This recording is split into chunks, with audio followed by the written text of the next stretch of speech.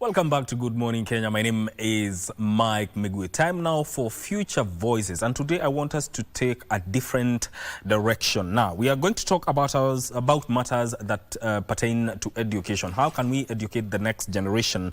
But then again, we need to address the education gender disparities that are there. Now, according to a survey carried out by Usawa Agenda, as a country, when you look at the girl child, they are still struggling to access quality education as opposed to their male counterparts. And then again, when you look at it, the report reveals that there are, in as far as we have more girls joining secondary schools, they still grapple with some challenges when it comes to inadequate infrastructure, matters of leadership, staffing, sanitation, and so many more challenges within their schools. So when you look at those findings, they do underscore the need for targeted policies that address these issues, especially when it comes to structural biases and the idea to improve an inclusive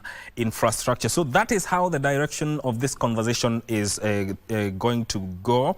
And for that, I'm joined by Dr. Emmanuel Manyasa, who is the Executive Director, Usawa Agenda. Karibu sana. Thank you. And also Claudia Lagat, who is a policy engagement at Usawa Agenda. Karibu sana. Thank you for having us. Karibu sana. Let's get into this conversation right away. The Usawa Agenda 2026 report, and I'll start with you, Daktari.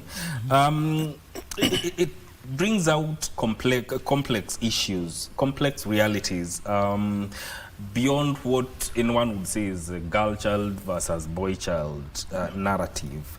Are we seeing a shift and in how there are overlapping inequalities in education that affect boys differently than they affect girls when we talk about access to education, the quality of education, and even the school environment? Thank you for having us, Mike. You know, the issues of gender equality in education are complex. They're not straightforward the way sometimes numbers tend to portray them.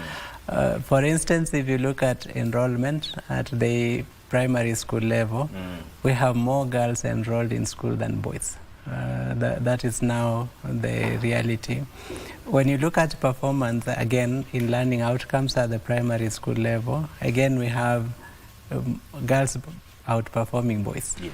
But that is not the most important aspect. The most important aspect of education is what do we then finally get out of education. And when we start to look at what do we get out of education, which means what do we have at higher levels of education as we go through, you start to see that there are disparities at higher levels. Disparities in the sense that girls do not have as good environment to learn in compared to boys at secondary school level, in the sense that you start to find that boys' schools are better equipped. Boys' schools, boys have more role models at those higher levels in terms of more teachers being male as you go up the ladder. When you're in primary school, majority of the teachers are actually female, up to 58%. As you go to junior school, that percentage falls to 51%. And when you're in secondary school, senior school now, that percentage goes down to 43%. So it tells you that the outcome of education starts to shift in favor of the boy child again at much higher levels. Yes. Claudia, if we are seeing both higher female enrollment and rising male disengagement when it comes to education, what does this mean for the current education policy design in the country right now? Yeah, thank you, Mike, for that particular question. Because as is our agenda, we believe that we envision an education system that is just. That means all the children get into the education system regardless of their background, and education becomes an equalizer where all the children benefit from quality education, where regardless of the background you're coming from or within the nature of disability, the education system is able to accord you that quality education for you to thrive in life. There is the education's gender policy, which highlights a number of things in terms of gender-related issues, in terms of considering access to both genders, in terms of school leadership, you know, ensuring that there's gender parity in that front, and also in terms of having equitable resources. So the essence of having data like from the gender report by Usawa Agenda is to actually show where the gaps are and what needs urgent intervention. In the country, we've made a lot of progress in investing in education, but data continue to show that there are areas that need to be prioritized so that all the children get quality education. As Emmanuel has already alluded to the gaps that are there between boys and girls schools. Yeah. Because, Daktari, now girls account for about 55% of secondary school enrollment compared to 45% of boys. On the surface, this kind of suggests progress. But then again, how should we correctly interpret this data? So when you look at enrollment numbers, first of all, we need to appreciate that in the population of called Kenya, there is still a slightly higher percentage of the female gender compared to the male. When you go through primary school levels, again you see, if you factor in margins of error, the enrollment could be at par. The same at the secondary school. When you start to look at the performance in terms of the results that we get out of the school, you see better performance for girls in primary. You start to see better performance for boys in secondary school. And we start to ask the question, the country, for instance, is moving towards STEM right now as a policy. You look at the gender of the STEM teachers and you see that majority of them are male. What does that start to tell the girl child as they move up the ladder? That STEM is actually for men. And actually in some of the schools, teachers will tell you, this is a male subject. And that starts to impact the value that these girls will get out of school. When you look at, for instance, the number of subjects taught in boys' schools, the number of subjects taught and examined in boys' schools on average is higher than the number of subjects taught in girls' schools. What does that mean? That the boys have more career pathways open to them by the time they finish school, because they have areas from which the equipping of laboratories, for example, in the schools. Again, you start to see that boys' schools have more science laboratories than girls' schools. And all these are things that start to change the trajectory of what one can get out of school. And those are the things that we as Usawa Agenda advocate for, to say, if you go to school as a child, by the time you leave school, will you be able to achieve your full potential? And achieving your full potential is very heavily dependent on the school environment, what you find in that school, and how that school is able to actually nurture you. If that school is not capable of nurturing you fully, you will not achieve your full potential. And so some of those issues then start to arise. We're still planning to do research beyond the learning outcomes and start to look at life outcomes and ask, when we have 10 young graduates, male, female, having come out of the entire education system, completed the cycle, what are their life opportunities? Do they get into the labor market on the same salary scale? Do they progress equally? Because the same question that arises when you look at school headship Yes. And the majority are men, even at primary school level, where majority of the teachers are female. And you pose the question, why is this the case? They tell you, you know, there are challenges with women's progression. And that is an important question to start to ask. Why are there challenges for women to progress through their careers when they entered at the same level of qualification as their male counterparts? Yeah. And that is a very important question, because when you look at it, Claudia, you know, the enrollment of girls being more than that of boys in secondary school may seem as if gender parity has been achieved. But then again, the question is, are we risking deeper inequalities in the quality and outcome of education? Yeah, Mike, that is a good question, and I would relate it to learning outcomes, where you find now majority of learners in grade 4, especially boys, are not getting the necessary competencies at that level based on grade 3 assessment. And again, you find that boys again in grade 6 are completing that level without acquiring the necessary competencies.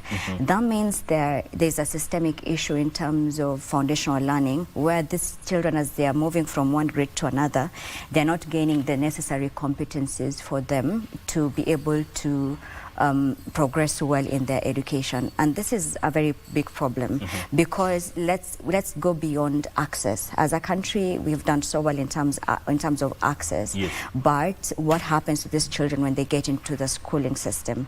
Because it's not all about the number of years in the schooling system or a number of years of schooling, but what you're getting out of the education system. I've said this time and time again, that the foundation is critical. How we build the foundation determines how high a building can go, and there's sufficient evidence even globally to say investing in foundational learning has higher returns.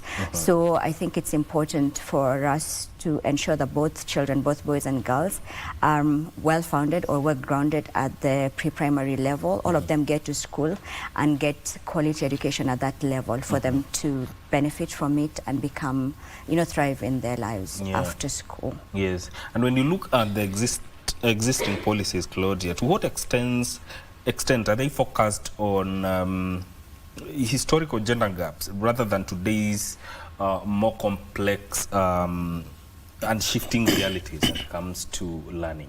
Yeah, I think so, because there has been a lot of emphasis on issues of access, but not on gender transformative education, where all children benefit from the system. So that now you're looking at issues of budgeting, where the gender lens is limited in terms of reference, so that now when they're budgeting for education system, they're not considering either boys, what are the needs of the boys and what are the needs of the girls, and also in terms of infrastructure. Are both schools equipped to be able to benefit both genders? Yeah. And Daktari, you know, the findings also show, and you alluded to this, the infrastructure gaps that are there. For instance, the chemistry labs are available in about 61.5% of boys' schools, as compared to 42% of girls' schools. What does this story tell us about an equal learning environment for both genders?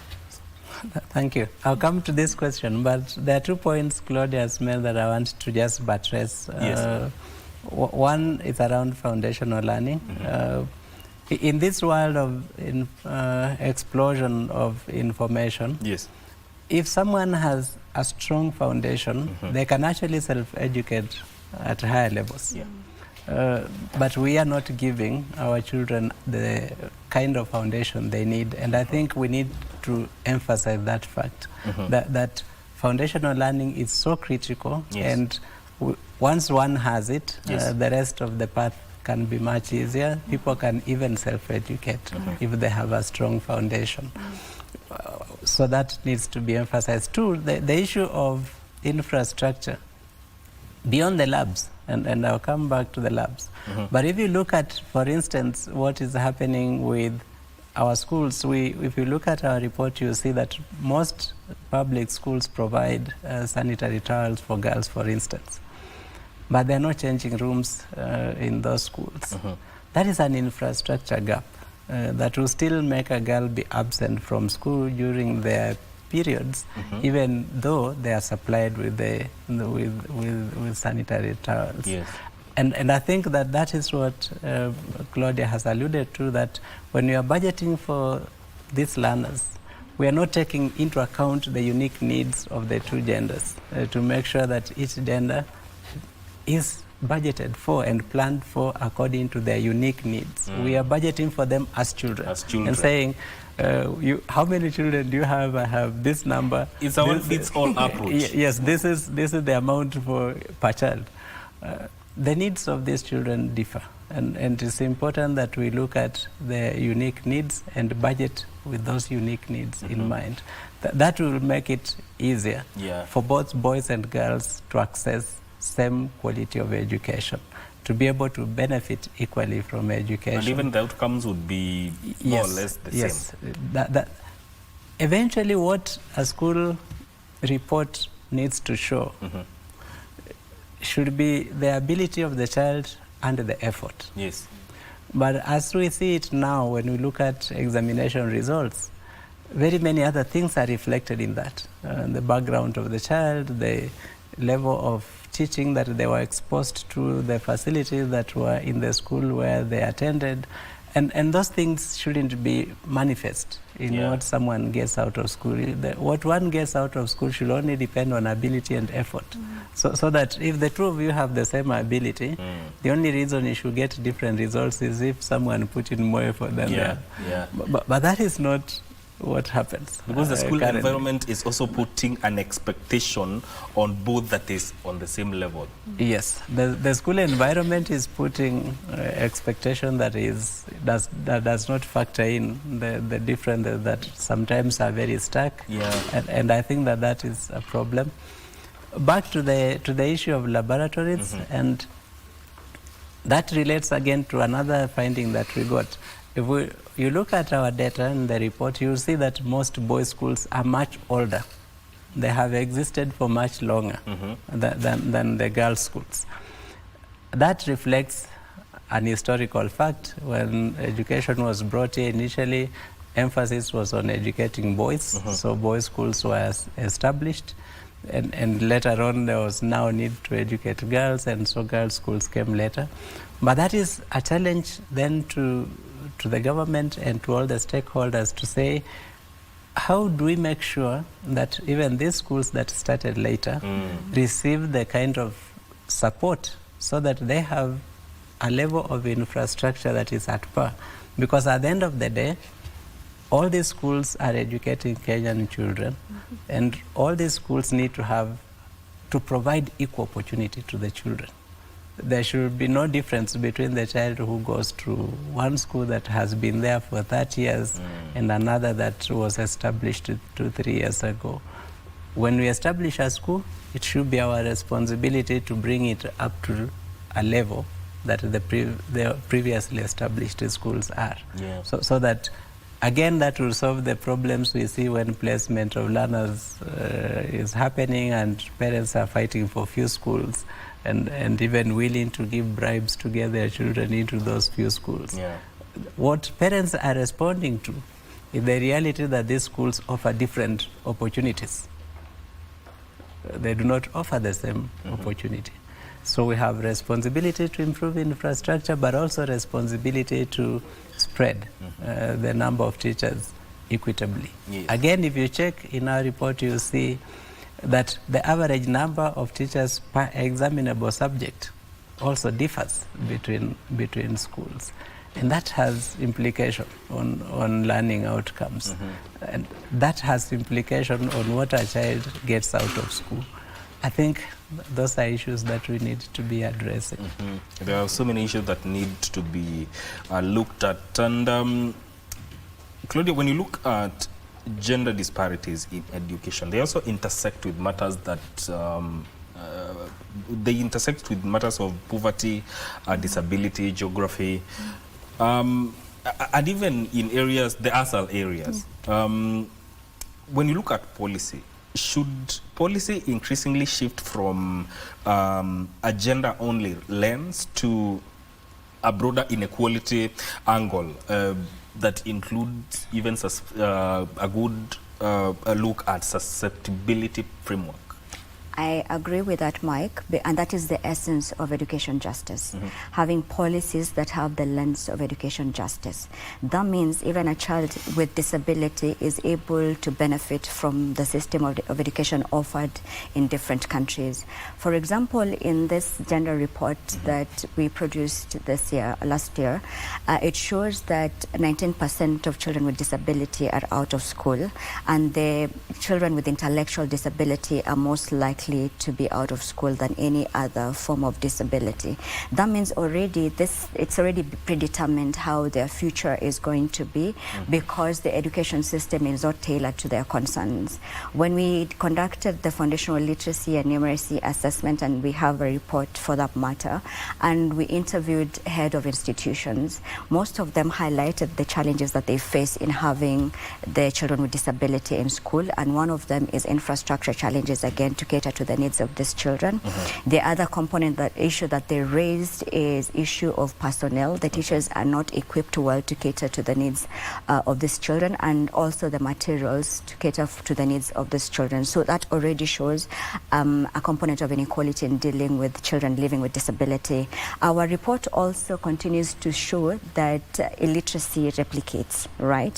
Where you find a child coming from a household where her parent, a head of household, has no formal education, is 10 times more likely to be out of school than a child whose head of household has a degree. So you see the implication of poverty. And think about it this way, Mike. Yes. When this child doesn't go to school, for example, what happens to her life or his life? What happens to, to the society where this child is coming from, the community is coming from? And at the end of the day, what happens to national development? Because as we all know, we are here because we've got an aspect of education. We've gone through an education system. That's why we can engage, we can communicate, we can collaborate, the skills that CBE is actually applying in schools. So you can imagine, if that doesn't happen in the society, there will be segregation in the society, where you have the haves and have-nots. And what does that mean to the economic growth of a country? Because when someone goes through an education system, it's more than just employment, where you're looking forward to just getting through the education system and you get employed, get a job.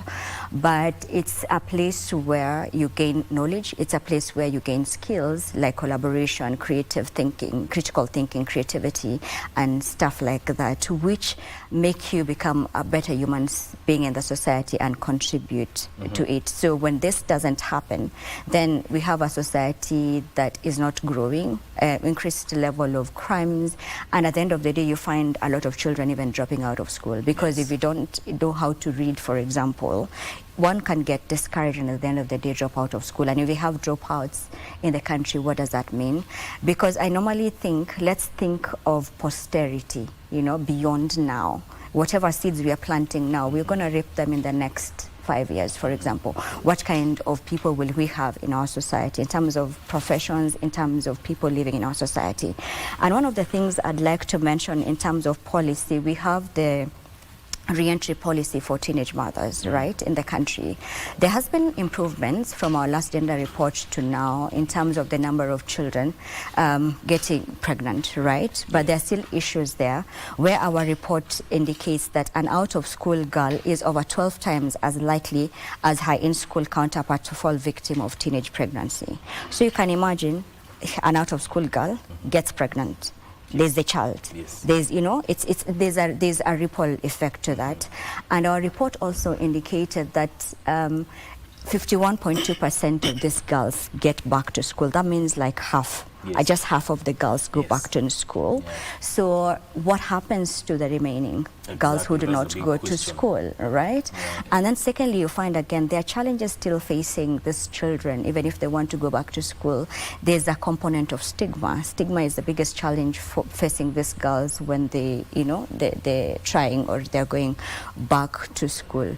And even we spoke to the management of the head of institutions in terms of the challenges they also face at that level, and one of them is unsupportive parents, and then also the aspect of stigma comes in second. So we need to focus on this to ensure because we live in a society. What can we all do to ensure that we support each other and these children go through an education system so that they thrive in their lives? Yes. Yeah.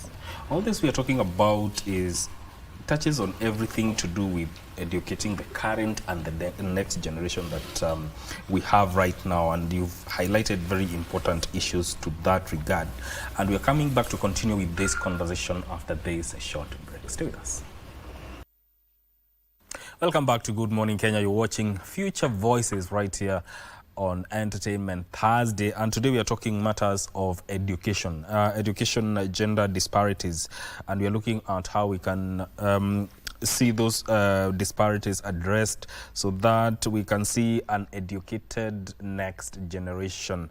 Daktari, still on the report, it highlights about 5.1% of boys are out of school compared to 4.3% of girls. Question is this an emerging structural shift in education participation for both genders?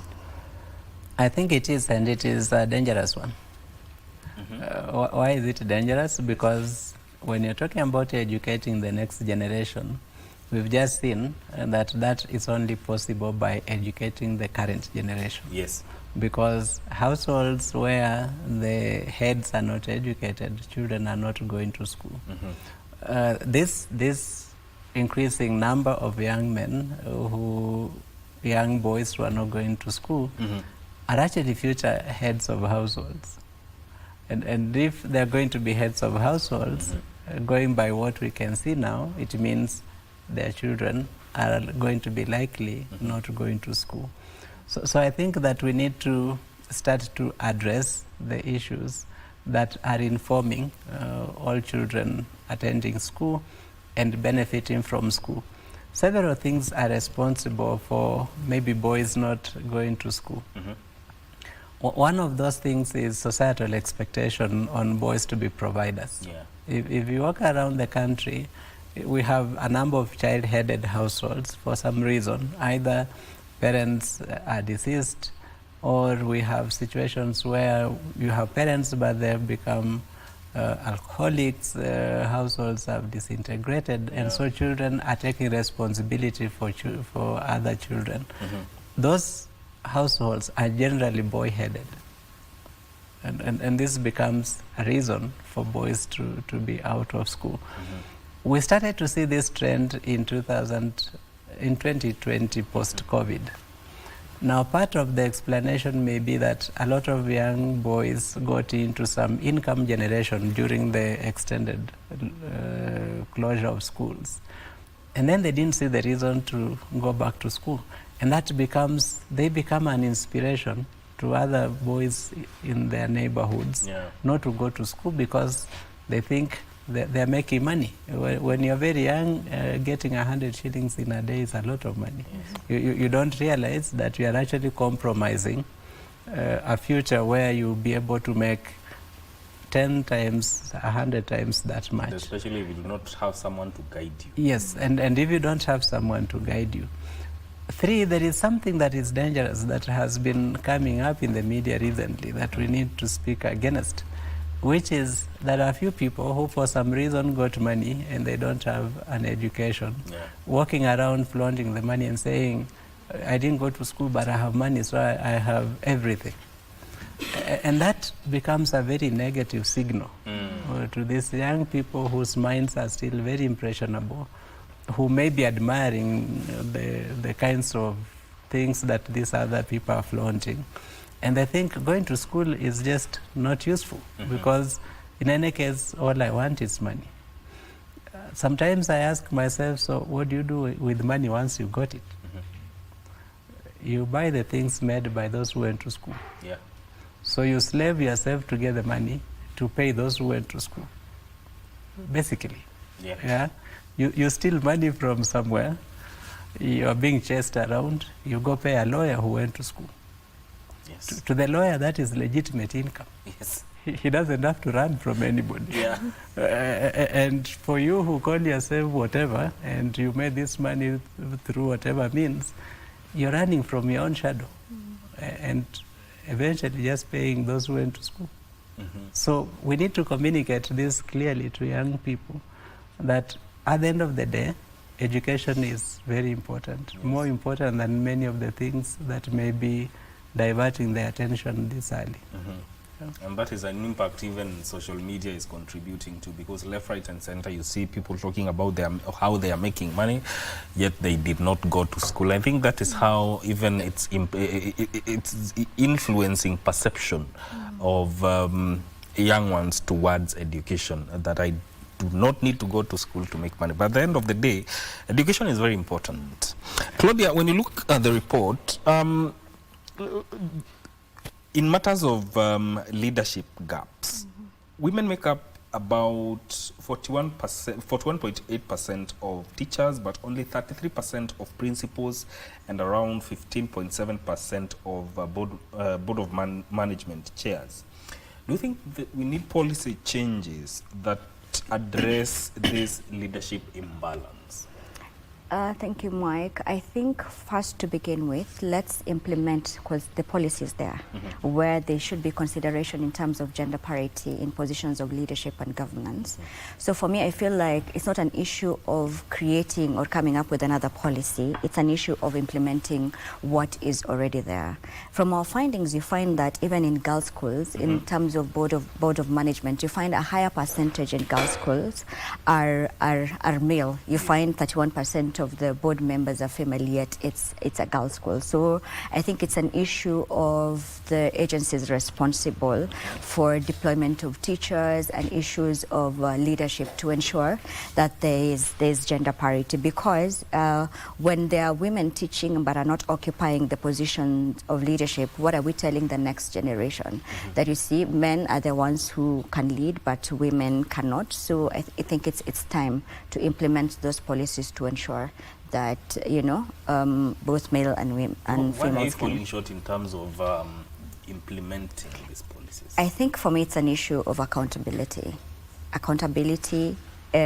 People in positions of leadership or the people responsible to implement the policies are not doing what it's supposed to be done. Yeah. For example, if an agency like Teacher Service Commission is responsible for, you know, teachers in different schools, when it comes to employment opportunities, how do we consider the gender lens in terms of postings, in terms of promotions as well? Yeah. Daktari, how much of what we call gender disparity is actually shaped by poverty, community expectations, as well as household realities, rather than school systems alone?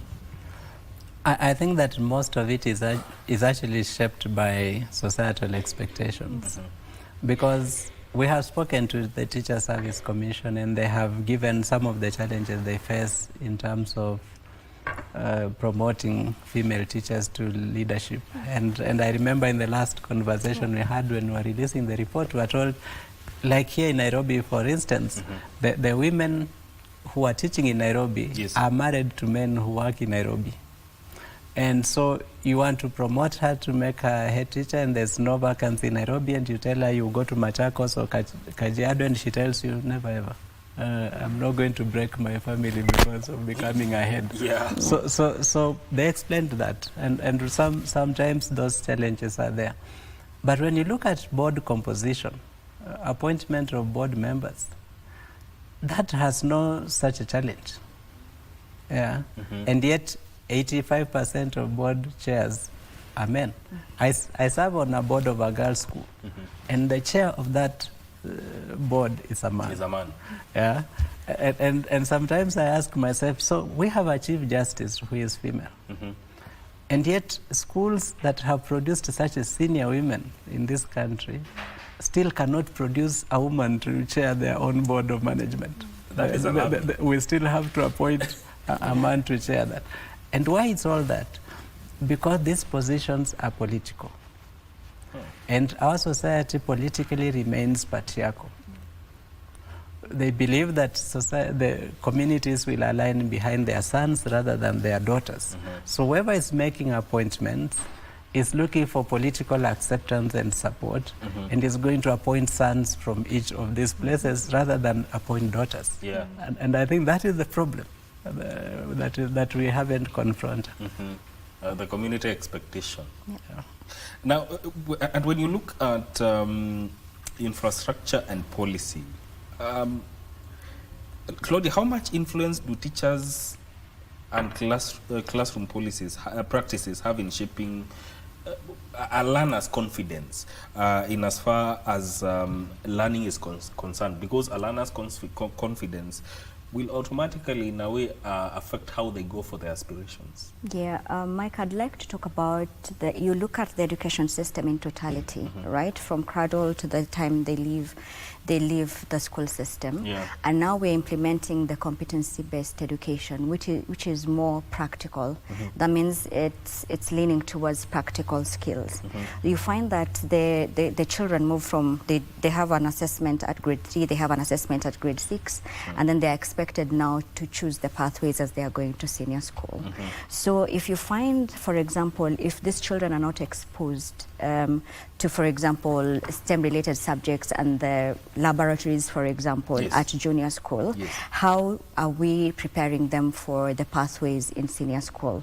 That means already we are exposing these children to weak foundation, which will affect their outcomes in senior school. So it is a critical component to consider in terms of infrastructure to ensure that they get the necessary practical skills that they need to advance their education. Yeah. Because that is very important. And when you look at representation or in leadership, Daktari, how important is that representation in leadership, especially when it comes to shaping mentorship, policy, and the way resources are distributed within learning institutions? You know, there is a statement that I do not know whom to attribute to, but it says, you can't, let me try to remember it the way it is said. You know, there's nothing for us without us. So you can't have a group of men making decisions and then believe that they will think adequately about what the women's needs are in that context. You need both genders represented for both genders' interests to be factored in decision making. And that is one of the challenges that we are throwing to the key actors. And key actors in this case are the Ministry of Education, because it's responsible for appointing board members, and the Teacher Service Commission, which posts teachers, but also sponsors, because sponsors contribute to the establishment of school management boards, to make sure that there is fair representation of both genders. Right now we're working on developing this country as a STEM country. Let us make sure that all our children, male and female, have access to what is required to enable them pursue their STEM ambition. Otherwise, if they don't have that base, then we're going to create STEM graduates in name, but in practice they will not be STEM graduates, and that is not useful for us as a society. I am a development economist by training, and societies develop based on the competencies of their people, much more than anything else. And because they develop based on the competencies of the people, competency development is itself something that is self-driving. If you take one person to school and they train very well and they come out of that school having trained very well, they will be successful in whichever path they choose. Whether they're going to be employed, they will be entrepreneurs. In everything they choose, they will be successful. That will motivate others to want to be like that person, to go to school and train well and be like that person. If you take someone to school and you do not equip them sufficiently from that school, they come out of school and fail. And they become a disincentive to others, because everyone else uses them as an example of how useless schooling is. those are some of the things we do not pay attention to. When we just push children through the school system, treat the school system as a factory that just produces graduates without paying attention to what substance they have gained from being in school, that becomes an issue. There is an issue Claudia talked about earlier about children with disabilities. Yes. When you look at, for example, all our special secondary schools, they are all national schools. If you compare, and we will be releasing a report on secondary education soon, but if you look at the data and the performance of learners in special schools, it does not in any way compare to the results of other national schools. The gap is so wide. It doesn't mean that the children in these special schools are less able. Yes. It simply means that we have not met their special needs. Because these are children with special needs. We have not met those needs to enable them to excel to their full potential. We are still doing them from a one-fits-all perspective. Yes, we are still budgeting for every child with what we budget, and yet they have special needs, and we haven't met those special needs. So their performance is way below the performance of children in other national schools. If you trace back in the 80s, some of the best performing schools in this country were special schools. So what happened in between? That's a big question. What happened in between? And how much responsibility, Claudia, lies with parents and communities in shaping education outcomes? Are expectations at home still affecting or influencing how boys and girls view education? Yeah, as Emmanuel had already alluded it, there is still a component of the cultural and the social norms in the society, which in some parts of this country you would still find that a particular gender is preferred than others, especially boys are preferred to girls, and priorities are given in terms of education. But I want to say that communities and parents are critical stakeholders in the education ecosystem, because the children spend time at home with their parents, and you can already tell where the head of the household has a degree. You know, the children, there are less children who are out of school compared to the ones without formal education. So the community and the parents are the ones who have the power to actually make the school system accountable, demand for quality education at their level. If what the gap that is there with the community is them being engaged, them being empowered to know their rights in terms of pushing for quality education. So ensuring that they have the right information, they have the right evidence to push for changes in their areas, being able to hold their policymakers, their politicians accountable, having a scorecard, for example, in their counties and sub-counties, saying if an MCA has not, performed in terms of improving learning outcomes, you're not going back for the second term, stuff like that. And then again, creating an environment at home to ensure that these children get the necessary competencies. It can be a simple thing, but for example, ensuring that there's a storybook at home, ensuring that when this child comes home from school, there's sufficient time for them to read.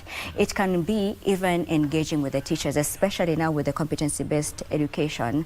The parent has a critical role in terms of collaborating with the teachers to ensure that they understand actually the challenges that the child is facing, and the teacher is able to support the child. So it's the community and the parents are critical components in the education ecosystem.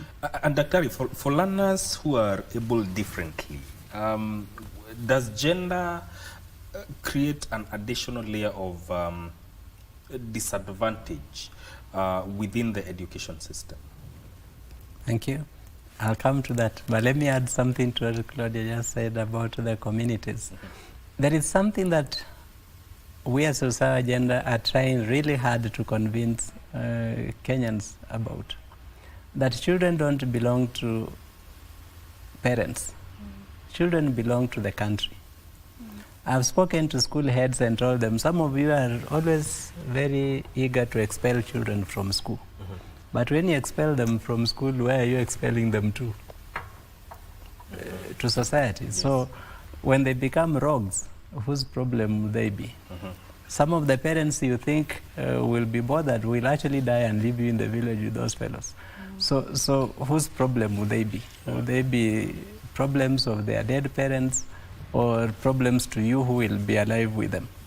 So society needs to take that responsibility and understand that it is our duty, all of us, to make sure that every child gets a very good education, not because when they get a good education they will benefit themselves, really. Of course they will benefit themselves, but they will make their best contribution to our society. People fall sick here and they board planes to go to India. What are they going to look for? Competent doctors. Wouldn't it be good for us if we had all those here? So you don't have to start worrying about the air ticket and upkeep while you are there. You just think about the medical bill only. When children go to school, they benefit society. When they don't go to school, they potentially hurt. They become a potential threat to the same society. So we need to understand that. Of course, parents have the primary role, but where a parent is unable or a parent has himself or herself lost the way, and there are many parents who have lost the way, we shouldn't sit there and watch as children miss their opportunities because of the failures of their parents. Because eventually that will become our collective failure as a society, and it will undermine our prosperity aspirations. So I think that is something every one of us needs to get clearly. And related to that is the fact that a lot of parents who have money are trying to use education as something that they can privatize and create advantage for their children. Let us just enable every child to achieve their best, rather than saying, let mine achieve better than this other one. Because IQ is not gotten in school, is innate, and smarter people, if you don't educate them, they will undermine the less smart ones that you have educated, and society will not progress at the end of the day. So I think that we need to understand that fact. Back to the question that you raised, I think there are very many intersections. In this report, for instance, we highlighted the learning outcomes and enrollment levels in refugee camps. And you see that children in refugee camps, actually in refugee camps now there are way more girls out of school compared to boys, unlike in the rest of the country where we have more boys out of school. In refugee camps it is opposite.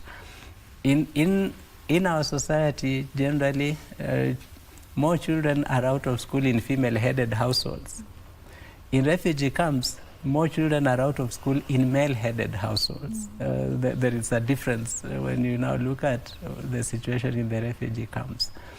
For disability, when it intersects with gender and intersects with low incomes in the households, it becomes almost an insurmountable challenge for many of these children. And consequences of that, children are married off because a household needs to survive, and the only way to survive is to marry off an underage child so that they can get something to live off. Consequence of that is children end up in teenage pregnancy because the household cannot provide certain basics. Some rogues in the village who can give the girl sanitary towel, who can give the girl something else, exploit them, and they start to be that problem again. So many intersections that are causing problems in our education system. Yes. Your closing remarks, the way forward, each 30 seconds each. I'll start with you. Yeah, one of the things that we need to do as a country is what I had said earlier on, budgeting from a gender lens, and then ensuring all our schools can afford our children quality education. Yes. For example, if you're looking at secondary school, senior schools, for example, from cluster 1 to 4, let's have all the facilities that are required, teachers and everything that the children require, so that there's no scramble for these big schools and the cluster 4 schools are not considered. So let's ensure all our schools are equipped, and lastly, let the community take responsibility of our children. Let's support each other to ensure there's no child out of school and they get through the education system and thrive in their lives. Yes, Dr. Let's focus on quality. At the moment, we have focused on getting our children into school. That we call a necessary but not sufficient condition.